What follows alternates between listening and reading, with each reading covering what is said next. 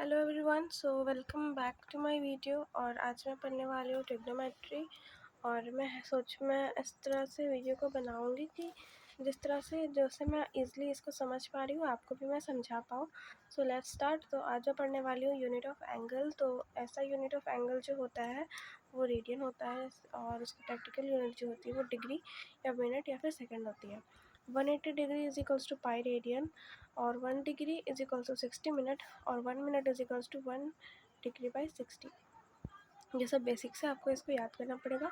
और यहाँ पे एक और चीज़ है, 1 degree is equals to pi 180 radian हो जाएगा, और 1 radian is equals to 180 by pi. अब इसी को यूज़ करके हम यहाँ पे क्वेश्चन सॉल्व करेंगे।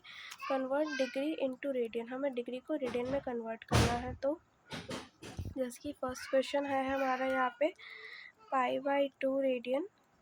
तो इसको हम लोग लिख देंगे पाई रेडियन को, जैसे कि आप देख सकते हैं हम यहाँ पे लिख सकते हैं 180 डिग्री। तो वही मैं लिख दूँगी यहाँ पे 180 डिग्री, और ये नीचे का 2 वैसे ही रहेगा। तो इसका आंसर आ गया 90 डिग्री।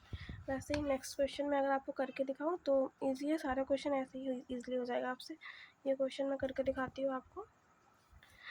5 pi radian by 6। तो पाई रेडियन की वैल्यू हमें पता है क्या होती है, 180 डिग्री 5 इंटू 180 बाई 6, 6 3 ज़ा 18, 0 3 5 3 ज़ा 15 और 0। तो इसका आंसर आ गया 150। यहाँ पे मैच कर लेते हैं, 150 आंसर है। ओके,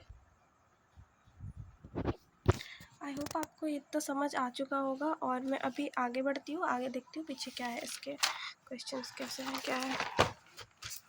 तो यहाँ पे नेक्स्ट है हमारा जो है वो है कन्वर्ट डिग्री इनटू रेडियन। वो मैंने गलती से गलत लिख दिया था, पीछे का टॉपिक वो कन्वर्ट रेडियन इनटू डिग्री था, और ये कन्वर्ट डिग्री इनटू रेडियन है। तो इसको मैं यहाँ पे कन्वर्ट करती हूँ।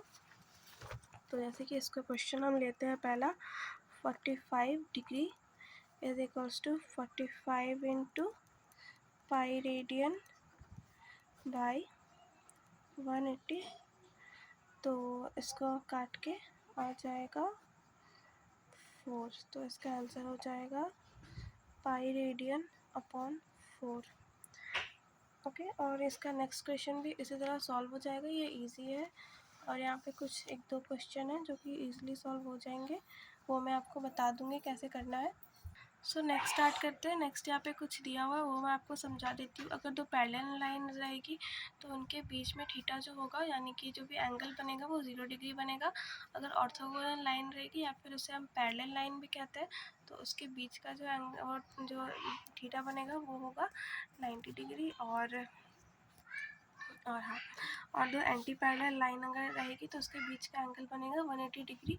और एक्यूट एंगल रहेंगी तो theta which will be less than 90 degree, और ऑब्ट्यूज एंगल जो रहेगा theta will be greater than 90 degree. और दो अल्टरनेट एंगल रहेंगे तो वो दोनों इक्वल रहेंगे, ये एंगल और ये एंगल विल बी इक्वल। और देखिए यहाँ पे एक है sum of interior angle is equals to exterior angle. अगर हम ये दो इंटीरियर एंगल को प्लस कर देंगे तो उनका सम जो आएगा वो इस एक्सटीरियर एंगल के बराबर आएगा। ओके, और यहाँ पे सम इम्पॉर्टेंट पाइथागोरस रिलेशंस है जो कि डायरेक्टली आप याद रख लोगे तो आपके लिए इजी होगा। मैं भी इसको डायरेक्टली याद ही रख चुकी हूँ, जैसे कि 1, 2 और √5 ये तीनों हमेशा कॉम्बिनेशंस में आएंगे। 3, 4 एंड 5 भी कॉम्बिनेशन में आएंगे। 12, 5 और 13 भी कॉम्बिनेशन में आएंगे।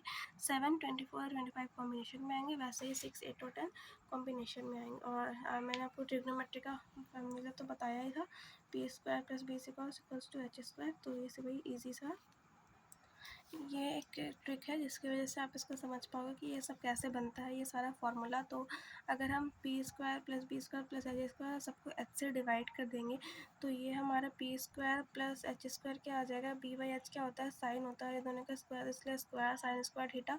b/h क्या होता है, कॉस होता है इसलिए कॉस स्क्वायर थीटा। और h कैंसिल हो जाएगा इसलिए 1। तो यहाँ पे हमारा एक फार्मूला बन गया sine square theta + cos square theta is equals to 1।